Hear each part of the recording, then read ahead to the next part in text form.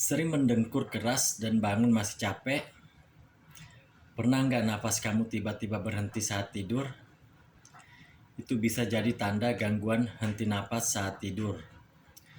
Gangguan henti nafas saat tidur adalah kondisi saat nafas berhenti berulang kali saat tidur.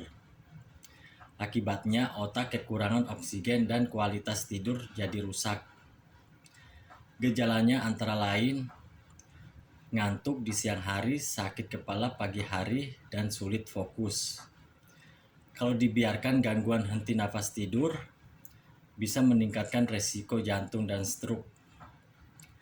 Yuk jaga badan, hindari rokok, dan periksa ke dokter kalau sering mendengkur.